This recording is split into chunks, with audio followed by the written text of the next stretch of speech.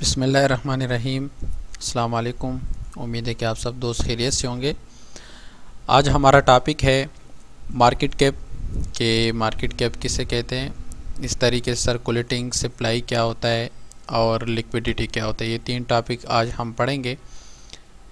सबसे पहले हम बात करेंगे मार्केट कैप के ऊपर। मुश्किल बिल्कुल नहीं है, लेकिन इसके बारे में आपको जानना ज़रूरी है।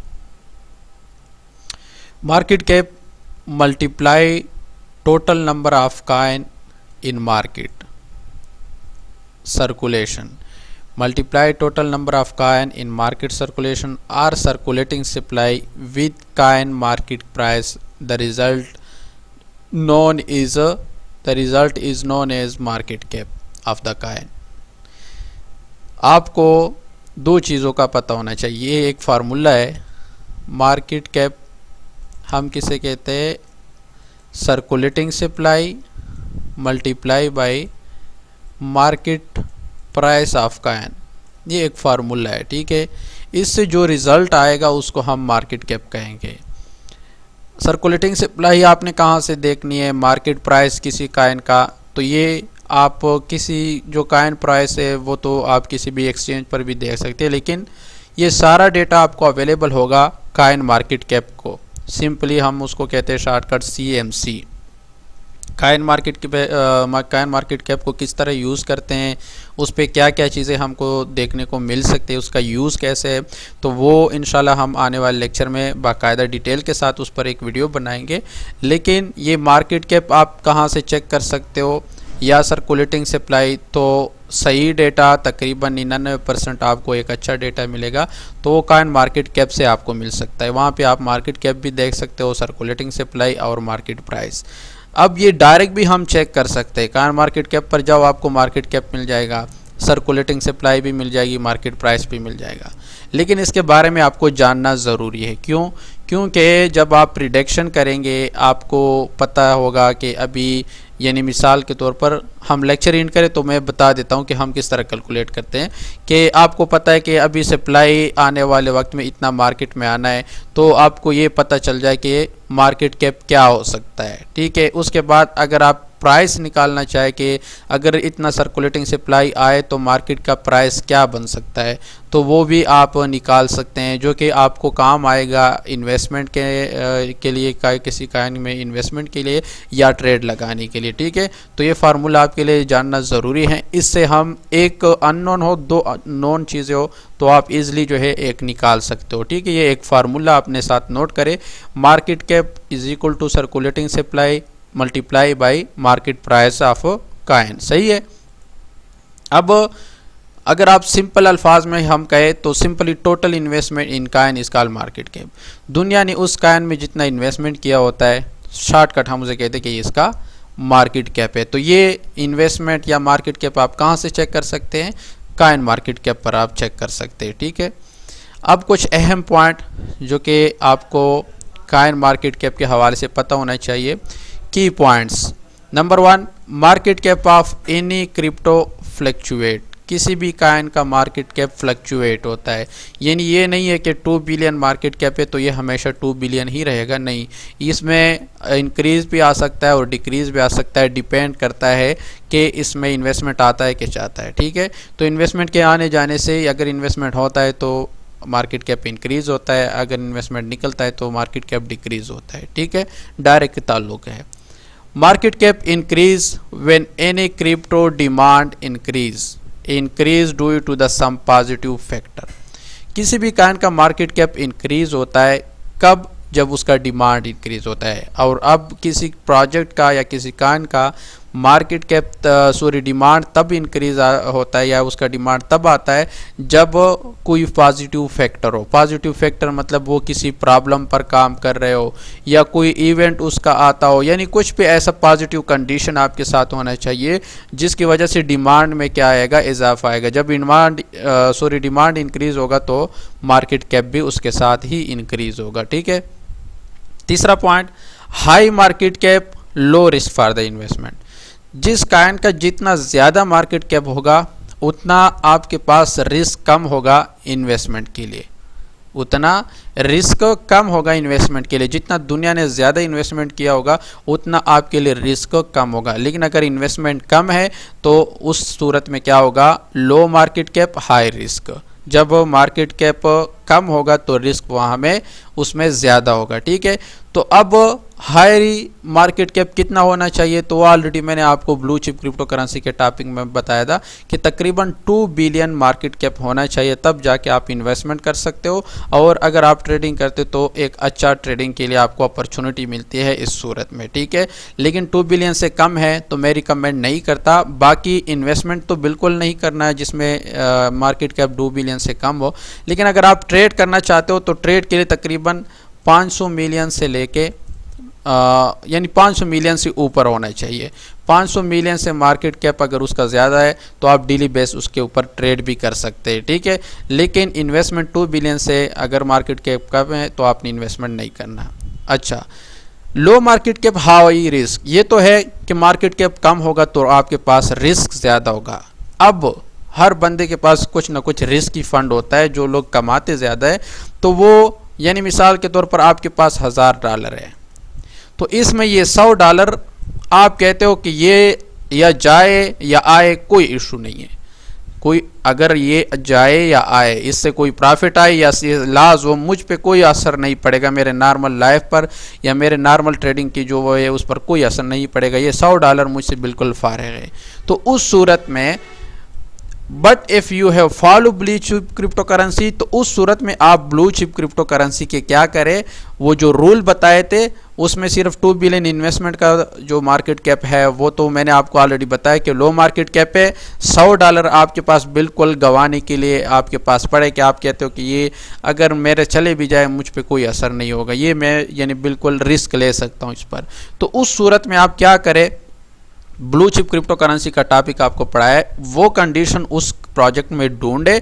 तो उस सूरत में अगर वो प्रोजेक्ट, क्योंकि वो कंडीशन स्ट्रांग कंडीशन है ब्लू चिप क्रिप्टो करेंसी, तो अगर वो सारे कंडीशन है और मार्केट कैप सिर्फ कम है तो यहाँ पे ये मार्केट कैप कम होने का वजह ये होगा कि ये अभी इसमें इन्वेस्टमेंट लोगों ने नहीं किया, नया नया प्रोजेक्ट आया है। ठीक है, तो उस सूरत में आपने क्या करना है, ये जो $100 बिल्कुल आपके पास इजाफी पड़े हैं, आपने फिर उस ब्लू चिप क्रिप्टो करेंसी में क्या करना है, इन्वेस्ट करना है। तो वो क्या करेगा, देन हाई रिवार्ड चांस, फिर ये $100 आने वाले वक्त में आपको एक हाई रिवार्ड दे सकता है। ठीक है, बात समझ में आई कि मार्केट कैप तो लो है लेकिन ब्लू चिप क्रिप्टो करेंसी के और कंडीशन इस पर अप्लाई होते हैं। तो उस सूरत में आपके जो इजाफा आपके पास जितना भी इन्वेस्टमेंट है, $100 है, $5 है, $0.2 जितने भी आप कहते हो कि ये बिल्कुल मेरे पास इजाफी पड़े हैं, तो आप उस सूरत में फिर करें। ऐसा भी नहीं है कि आप कह रहे हो कि $5 मेरे पास इजाफी पड़े हैं तो आप किसी में भी इन्वेस्ट करो जो लोग आपको बताते, बिल्कुल ऐसा नहीं करना। इजाफी पड़े तो इसलिए तो नहीं पड़े ना कि आप उसको समंदर में पानी में डाल करना उसको बहा दे, इस तरह तो नहीं है ना। आपने लाजमन कोई कंडीशन पे शर्त के साथ काम करना है, कोई रीजनेबल आपने इन्वेस्टमेंट करना है, ऐसा नहीं है। ये तो फिर आप जुआ खेलते हो कि या तो हारेंगे या तो जीतेंगे। ठीक है, तो आपने क्या करना है, जब वो मार्केट कैप लो है तो उस सूरत में आपके पास जो इजाफी फंड है वो आपने इन्वेस्ट करना है, लेकिन उसके लिए क्या, ब्लू चिप क्रिप्टो करेंसी होना ज़रूरी है। ठीक है, अब अगर आपको पता नहीं है, आप नए आए हो कि ब्लू चिप क्रिप्टो करेंसी क्या है, तो हमारे पहले टॉपिक आप देख के तो आपको पता चल जाएगा कि ब्लू चिप क्रिप्टो करेंसी क्या होता है। ठीक है, उसके बाद 5th पॉइंट आता है market cap increase with demand. ये तो आपको भी पता होगा, सिंपल चीज़ है। मार्केट कैप इंक्रीज होता है जब डिमांड इंक्रीज होता है, ये देखिए ब्रैकेट में मैंने इंक्रीज लिखा है। ठीक है, एंड सेम डिक्रीज हो विद सप्लाई। और मार्केट कैप जो है वो डिक्रीज होता है जब सप्लाई क्या हो, इंक्रीज हो, एंड वाइस वर्सा। सिंपल मतलब क्या है कि market cap increase when demand increase, इसी तरीके से supply increase then market cap decrease. ठीक है, तो इस तरीके से जो डायरेक्ट रिलेशन है वो डिमांड के साथ है मार्केट कैप का, और इन्वर्स रिलेशन है किसके साथ, सप्लाई के साथ। रिवर्स का मतलब, इन्वर्स का मतलब क्या है कि अगर डिमांड मार्केट कैप इंक्रीज होता है इट मीन्स कि सप्लाई डिक्रीज हो रहा है। ठीक है, तो अगर सप्लाई इंक्रीज हो रहा है तो मार्केट कैप डिक्रीज होगा, उल्टा इफेक्ट आएगा। लेकिन डिमांड अगर इंक्रीज होता है तो उसके डायरेक्शन में ही वो इफेक्ट आएगा, तो वो भी इंक्रीज, मार्केट का डिमांड जो है वो इंक्रीज होती है तो मार्केट कैप इंक्रीज। सेम अगर मार्केट कैप डिक्रीज होता है तो इसका मतलब ये है कि डिमांड डिक्रीज हो रहा है। ठीक है, तो बिल्कुल सिंपल है, लेकिन ये 5 पॉइंट आपने बहुत अहम है कि मैंने कब मार्केट कैप क्या होना चाहिए मैंने इन्वेस्टमेंट करना है, तो वो ऑलरेडी बताया कि 2 बिलियन हो तो आप इन्वेस्टमेंट कर सकते हो, आपके साथ बिल्कुल लो रिस्क होगा, लेकिन वो ब्लू चिप क्रिप्टो करेंसी की कंडीशन हो। सेकंड, आपको ये पॉइंट भी बताया कि हाई रिवार्ड के लिए अगर मार्केट कैप लो है तो कोई मसला नहीं, लेकिन और जो ब्लू चिप क्रिप्टो करेंसी की कंडीशन वो फॉलो करते हैं तो इस सूरत में आपको एक हाई रिवार्ड मिल सकता है। लेकिन यहाँ पे आपने वो इन्वेस्टमेंट करना है जो आपके पास इजाफी हो, आपके नॉर्मल लाइफ पर कोई असर ना डाले। ठीक है, बहुत सिंपल था, कोई इतना ख़ास पॉइंट नहीं था। मार्केट कैप जो मेन चीज़ है वो ये थे कि जो पॉइंट की पॉइंट बताए वो आप अपने साथ नोट करें। ठीक है, उसके बाद आता है सर्कुलेटिंग सप्लाई। सर्कुलेटिंग सप्लाई क्या है? The total number of coin available for the trade in market is called circulating supply. जो टोटल कॉइन पड़े हैं मार्केट में ट्रेड करने के लिए उसको हम सर्कुलेटिंग सप्लाई कहते हैं। लेकिन अगर आप फार्मूला जो हमने ऑलरेडी डिस्कस किया उसके मुताबिक अगर निकालना चाहे तो circulating supply is equal to market cap को डिवाइड करें मार्केट प्राइस पर, तो आपके पास सर्कुलेटिंग सप्लाई आ जाएगी। ठीक है, तो यही सर्कुलेटिंग सप्लाई आप डायरेक्ट देख भी सकते हैं वहाँ पे कॉइन मार्केट कैप के ऊपर, ये इतना मुश्किल चीज़ नहीं है। लेकिन ये फार्मूला इसलिए याद होना चाहिए कि अगर मिसाल के तौर पर आपको पता है कि मार्केट में 1000 कॉइन पड़े हैं, ठीक है, 1000 कॉइन पड़े हैं, तो मैं कहता हूं कि कल 500 कॉइन और भी इसमें आने वाले। कितने? 500 कॉइन इसमें और भी आने वाले। तो इस सूरत में आप क्या कर सकते हैं कि प्राइस निकाल सकते हैं कि इसका प्राइस फिर क्या आएगा। अगर सप्लाई इस तरह इंक्रीज होता है तो टोटल सप्लाई हमारे पास फिर कल कितना बन जाएगा? 1500। तो मार्केट कैप आपके पास नोन है, तो इस सूरत में market price is equal to market cap divide बटा हुआ सर्कुलेटिंग सप्लाई।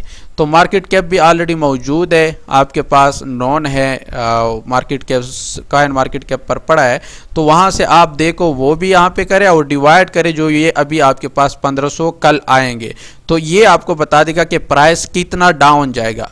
क्यों? क्योंकि यहाँ पे सप्लाई इंक्रीज हो रहा है ना, तो हम कह रहे हैं कि जब सप्लाई इंक्रीज होता है तो उस सूरत में मार्केट प्राइस डिक्रीज होता है। तो इससे आपको ये अंदाज़ा हो जाएगा कि कितना परसेंट मार्केट जो है कल सप्लाई यानी डिक्रीज हो सकता है।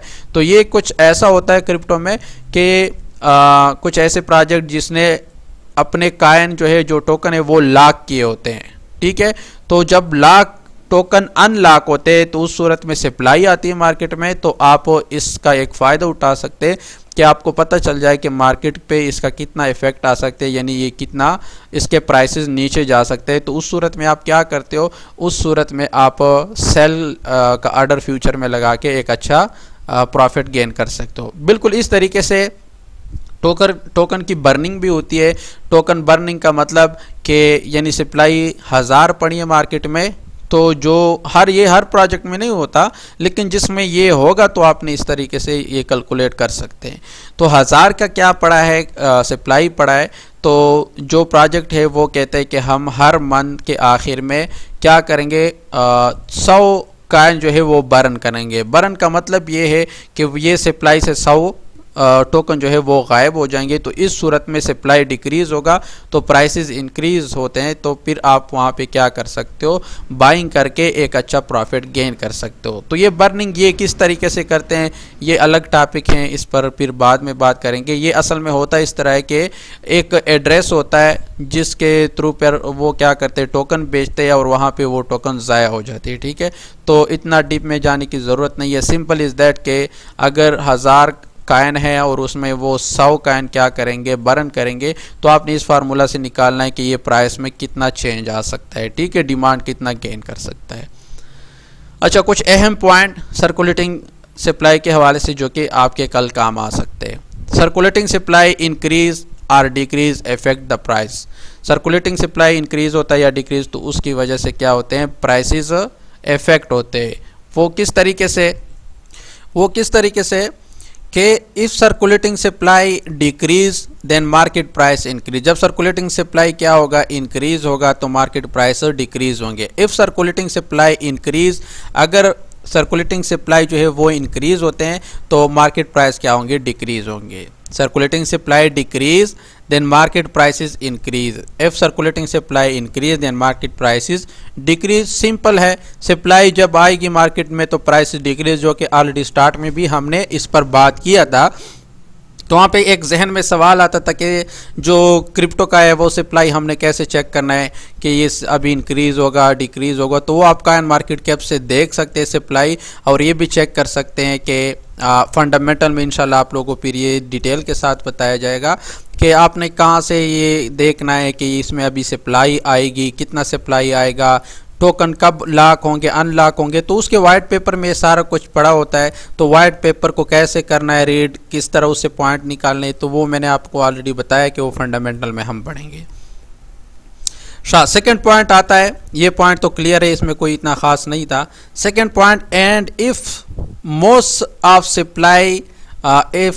Supply of maximum supply available in market circulation then it will be better for the investor. लेकिन इसमें साथ मैंने लिखा है कि मोस्ट कितना, मोर देन 80%। अगर 80% से ज़्यादा सप्लाई मार्केट में मौजूद है, देखिए जैसे इथीरियम में उसका अनलिमिटेड सप्लाई यानी इनफाइनाइट है, तो ऐसे प्रोजेक्ट में इन्वेस्ट करने पर थोड़ा आपने गौर करना है कि मेरे पास और भी कुछ स्ट्रांग कंडीशन हो कि कल ऐसा ना हो कि ये सप्लाई मार्केट में फेंक के आपका लॉस हो जाए, ठीक है। लेकिन जिसके लिमिटेड सप्लाई, जैसे कि हमारे पास बिटकॉइन है, उसकी लिमिटेड सप्लाई है, तो इस सूरत में जब मार्केट में सप्लाई उसकी 80% से ज़्यादा आई हो तो उस सूरत में आप बिना झिझक उसमें क्या कर सकते, इन्वेस्टमेंट कर सकते। लेकिन वो ब्लू चिप क्रिप्टो करेंसी होना चाहिए, ये लाजमी आप जहन में रखें कि उसका ब्लू चिप क्रिप्टो करेंसी होना ज़रूरी है। बाकी अगर 80% सप्लाई उसका मार्केट में मौजूद है तो उस सूरत में आप क्या कर सकते हैं, उसमें इन्वेस्टमेंट कर सकते हैं, ये आने वाले वक्त में अच्छा गेन देगा। क्यों? और ये जो 80% ये आपने कैसे देखना है, ये आप कॉइन मार्केट कैप पर दे सकते हैं कि सर्कुलेटिंग जो सप्लाई है वो कितना है, वो आपके पास लिखा हो, जैसे कि 19 मिलियन सप्लाई जो है वो BTC का ऑलरेडी मार्केट में मौजूद है। मैक्सिमम सप्लाई कितना है, मैक्सिमम सप्लाई है उसका 21 मिलियन, ठीक है। तो अगर आप इसका रेशो निकालेंगे 19 तक़सीम 20 करेंगे तो इस सूरत में आपके पास क्या आएगा, इस सूरत में आपके पास तकरीबन ये आ जाएगा कि मैं यहाँ पे कैलकुलेट करके दे देता हूँ ताकि आपको पता चल जाए। ये आप देखें 19 तक़सीम 21 करे तो तकरीबन ये देखें 90% ऑलरेडी मार्केट में बिटकॉइन की सप्लाई आई है, ठीक है। तो ये बेस्ट है फॉर द इन्वेस्टमेंट। तो ये पॉइंट नोट करें, सर्कुलेटिंग सप्लाई का समझना बहुत आसान है, लेकिन ये एक as a purpose of investment use कर सकते हैं इस ट्रिक को कि जब आपके पास किसी भी कॉइन की जो कि लिमिटेड सप्लाई है, उसकी सप्लाई 80% ऑलरेडी मार्केट में आई है, यानी आई है मतलब सर्कुलेटिंग सप्लाई। अगर सर्कुलेटिंग सप्लाई 80% ऑलरेडी आई है और यानी मैक्सिमम और 80 का सर्कुलेटिंग का आपने रेशो निकालना है, तो अगर वो 80 से ज़्यादा आती है, इट मीन्स के 80% से ज़्यादा सर्कुलेटिंग सप्लाई ऑलरेडी मार्केट में मौजूद है ट्रेड के लिए, तो इस सूरत में आप एक एडिशनल आपके पास रीज़न आ जाएगा, तो आप इस पर क्या कर सकते हो, इन्वेस्टमेंट कर सकते हो, ठीक है। We not only invest with this reason, we must have many other reason। सिर्फ ये नहीं है कि आप कह रहे हो कि ये तो 80% से ज़्यादा सप्लाई ऑलरेडी मार्केट में है तो मैं क्या करूं, डायरेक्ट इन्वेस्टमेंट करूं, नहीं। और आपके पास रीज़न होने चाहिए। वो कौन सी रीज़न? वो ब्लू चिप क्रिप्टो करेंसी के रीज़न, ठीक है। Some already discuss and few will be discussing in incoming lecture. कुछ ऑलरेडी हमने पढ़े हैं जो ब्लू चिप क्रिप्टो करेंसी के ऑलरेडी हमने पढ़े हैं, और इसके साथ डिमांड जो एक क्रिप्टो वैल्यू कैसे गेन करते हैं वो भी। तो ये दोनों पॉइंट अगर आपके पास है, जो डिमांड किस तरीके से कोई क्रिप्टो गेन करता है और ब्लू चिप क्रिप्टो करेंसी क्या होता है, उसके साथ ये पॉइंट भी आप करें और जो मार्केट कैप का भी बताया है, तो ये चारों पॉइंट आप मिला के फिर इन्वेस्टमेंट कर सकते हैं, ठीक है। तो ये एक अच्छी रीज़न होगी आपके पास। उसके बाद आता है low supply crypto currency are increasingly become popular with long term investment. जिसकी सप्लाई जो है low supply crypto currency are increasingly becoming popular with long term investor. इसमें क्या कहते हैं आपको, ये आपको कहता है कि लो सप्लाई जो जिसकी सप्लाई मार्केट में कम होती है वो क्या इंक्रीजिंगली बिकम पॉपुलर, यानी वक्त के साथ वो क्या हो जाते, पॉपुलर हो जाते with long term investor, long term investor के साथ, क्योंकि उसकी सप्लाई काफ़ी लिमिटेड होती है तो लोग उसमें इन्वेस्टमेंट करते हैं, तो आने वाले वक्त में ये पॉपुलर बन जाएंगे और पॉपुलर बनने की वजह से वो क्या करेंगे, वैल्यू गेन करेगा। ठीक है, तो लो सप्लाई का मतलब कि उसके सप्लाई तकरीबन 2 बिलियन से ज़्यादा तो कभी भी नहीं होना चाहिए। अगर होता है तो इसमें यह भी देखना होता है, सिर्फ एक चीज़ नहीं है, इसमें यह भी देखना है ऐसा कोई कॉइन होगा जिसके सप्लाई 1 ट्रिलियन होगा, एक तो लिमिटेड है। उसके बाद ये भी देखते हैं क्योंकि कुछ ऐसे प्रोजेक्ट होते हैं कि सप्लाई तो ज़्यादा होता है लेकिन वो 2 महीने 3 महीने बाद अपने टोकन बर्न करते हैं, बर्न मतलब सप्लाई को डिक्रीज करते, तो उस सूरत में इसके सप्लाई फिर क्या हो जाता है, कम हो जाता है। ठीक है, तो वो भी देखना होता है। नंबर 4 पॉइंट आता है if any crypto project burn token, देखिए यहाँ पे लिखा भी है if any project burn token permanently remove crypto currency token from circulation. Burn का क्या मतलब है कि जो जितना वो टोकन बर्न करते हैं तो वो जो सर्कुलेटिंग सप्लाई से यानी परमानेंटली क्या हो जाते हैं, रिमूव हो जाता है, यानी वो सप्लाई से ख़त्म हो जाते हैं। Means circulation supply decrease then crypto price increase. जो क्रिप्टो अपने टोकन बर्न करते हैं तो आने वाले वक्त में उसकी सप्लाई तो डिक्रीज होगी तो वो क्या हो सकता है, उसके प्राइसेस फिर इंक्रीज होगा। ठीक है, तो ये था एक मार्केट कैप और एक था सर्कुलेटिंग सप्लाई। होता क्या है, बहुत आसान है, कोई मुश्किल नहीं है। कहाँ पर देख सकते हो ये सर्कुलेटिंग सप्लाई या इसका मार्केट कैप, तो ये आप कॉइन मार्केट कैप पर देख सकते हो और जो उसके एक्सप्लोरर होते हैं वहां पर भी देख सकते हो। ठीक है, कॉइन मार्केट कैप का यूज़ करना आसान है, वो मैं इस्तेमाल भी आपको सिखाऊंगा तो वहाँ से इजीली देख सकते हो। लेकिन इसके पॉइंट कि इसको एक ट्रेडर के तौर पर हम किस तरह इसके पॉइंट निकाल सकते हैं या कौन से पॉइंट हो कि वो हम अपने जहन में रखें, वो ऑलरेडी आप लोग के साथ मैंने डिस्कस की। ठीक है, उसके बाद आता है लिक्विडिटी। लिक्विडिटी क्या है? Liquidity is the measure of easy it which in asset can be converted to another asset or in a case without affecting its market price. Liquidity ये है कि मिसाल के तौर पर मैंने पहले भी आप लोग के साथ ये डिस्कस किया था कि एक मार्केट है, ठीक है, इसमें एक शॉप है, हम चेक करते हैं कि इस शॉप की लिक्विडिटी कितना है, तो ये शॉप 50 मिलियन रुपीस तक जो है वो क्या कर सकता है, कोई गंदम खरीद भी सकता है और 50 मिलियन तक वो क्या कर सकते हैं, बेच भी सकता है। अगर कोई कस्टमर आए, अगर इस वैल्यू के अंडर वो कोई चीज़ खरीदना चाहे या बेचना चाहे तो वो इजली उसको बेच सकते हैं और ख़रीद सकते हैं। ठीक है, तो इस सूरत में हम इसको क्या कहते हैं, लिक्विडिटी। टोटल लिक्विडिटी इसके क्या हो गया, 100 मिलियन इसका लिक्विडिटी हुआ। ठीक है, तो यहाँ पे इस लिक्विडिटी जितना ज़्यादा लिक्विडिटी होंगी, यानी मिसाल के तौर पर अगर यहाँ पे 1000 और 100 इस तरह के ट्रेडर आते हैं, ख़रीदते हैं कुछ चीज़ें, तो इस पर कोई असर नहीं होगा।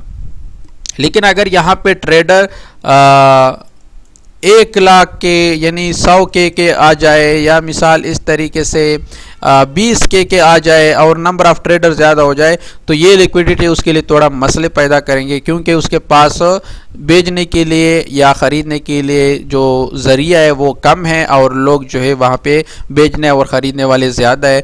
तो इस सूरत में जो है उसको बेचने और ख़रीदने में मसला आएगा। तो लिक्विडिटी असल में होता है हर एक्सचेंज के पास अपनी लिक्विडिटी होता है। ठीक है, आप लोग जहन में रखें, बाइनांस के साथ अपना लिक्विडिटी होगा, इसी तरह जो डिसेंट्रलाइज है, ट्रस्ट वैलेट है या मेटामास्क है या KuCoin जो सेंट्रलाइज है, ये हर का एक्सचेंज के पास अपनी लिक्विडिटी होती है। लिक्विडिटी किस सूरत में, मिसाल के तौर पर अगर TRX है, क्या है TRX USDT, ये एक उसने मार्केट आपको दिया है कि आप जो है TRX को हमारे साथ ख़रीद सकते हैं USDT के साथ और बेच भी सकते हैं USDT के साथ। इस सूरत में क्या होता है, इस सूरत में उसके पास एक लिक्विडिटी होना चाहिए। लिक्विडिटी का क्या मतलब, उसके पास कितने टोकन होने चाहिए। इसके पास इतने टोकन होने चाहिए और इतना यूएसडीटी होना चाहिए कि कोई भी यहाँ से अगर टीआरएक्स को बेचना चाहे या ख़रीदना चाहे तो उसको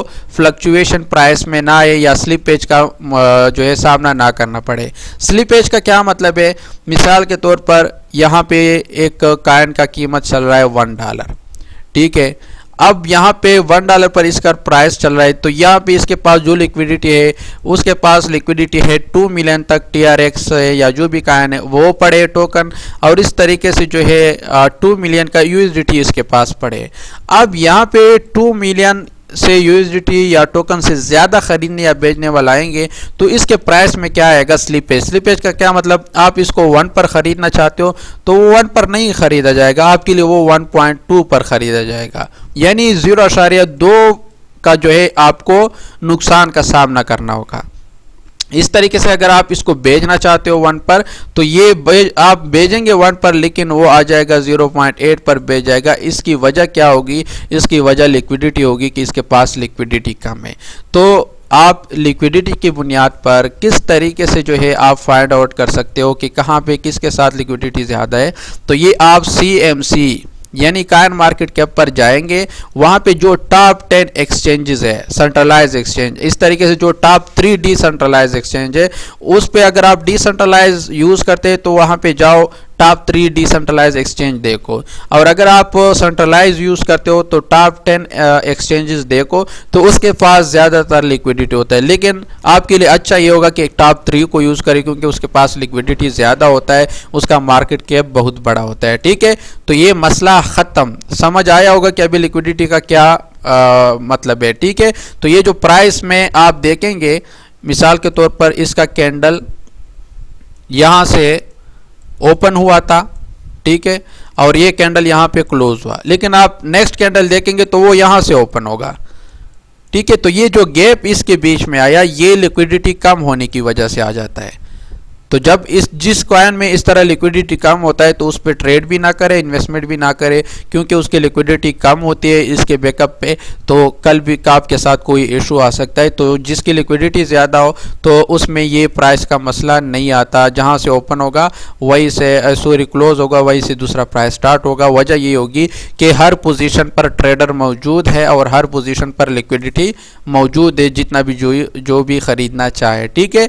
तो उम्मीद है कि लिक्विडिटी अभी आपको तफसील के साथ समझ आया होगा।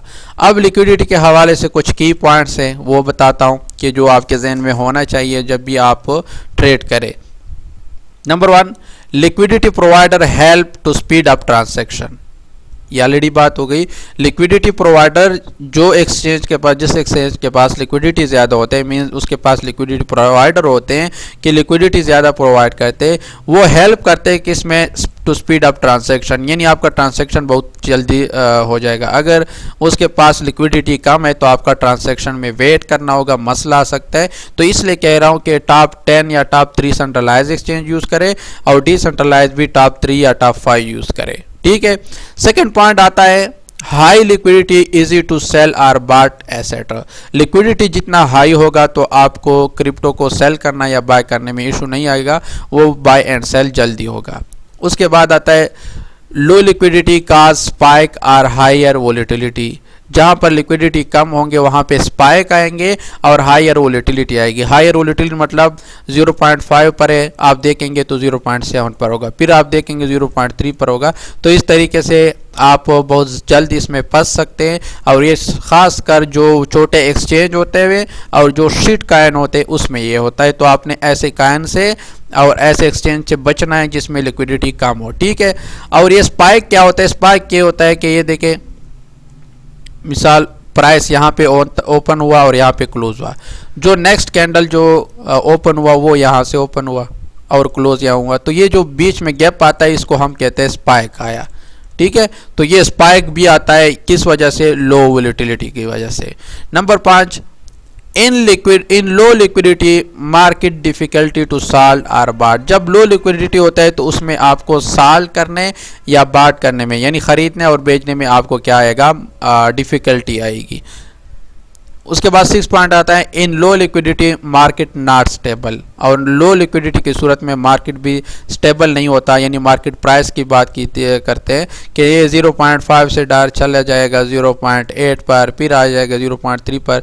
तो इस तरह काइन से आपने बचना है, ठीक है। तो ये है लिक्विडिटी, और इस तरीके से आपने लिक्विडिटी को मद्देनज़र रखते हुए क्या करना है, मार्केट में चलना है। अब ये लिक्विडिटी जो प्रोवाइडर होते हैं या लिक्विडिटी किस हद तक टेक्निकली हम देख सकते हैं, तो वो भी इंशाल्लाह बताएंगे चार्ट पर जब टेक्निकल स्टार्ट होंगे। लेकिन जो अहम चीज़ है जो आपको जहन में रखना चाहिए, बुनियादी जो बातें थी वो मैंने आपके साथ शेयर की और वो समझाए भी। इंशाल्लाह उम्मीद है आपको समझ आया होगा। लेकिन फिर भी अगर कहीं पे आपको मसला है तो कमेंट्स में पूछ सकते हो, या जो है आप लोग इस वीडियो को बार बार देखो, इंशाल्लाह तफसील के साथ सब कुछ बताया है। तो उम्मीद है आपको समझ। आज का क्लास इतना ही काफ़ी था। अगर आप लोग हमारे फ्री क्लासेस लेना चाहते हो तो डेली हमारा जूम पे फ्री क्लासेस होता है 8:30 PM से लेकर 9 PM तक। इसके लिए आप लोग इस व्हाट्सएप पे रब्ता करें, हम आपको अपने ग्रुप में ज्वाइन कर देंगे। वहाँ हम अपने क्लास का लिंक देते हैं, वहाँ से आप फ्री क्लासेस ज्वाइन कर सकते हो। लेकिन अगर आपको ये रिकॉर्डेड वीडियो देखने हैं तो हमारे इस चैनल को सब्सक्राइब करें, बेल आइकन दबाएं, जो भी लेक्चर हम अपलोड करें उसका नोटिफिकेशन आपको मिले। और अगर ये लेक्चर पसंद आए तो लाइक करें और कमेंट में इस लेक्चर के बारे में ज़रूर अपने ख्यालात का इजहार करें। इसी के साथ इजाज़त चाहूँगा। अल्लाह हाफिज़।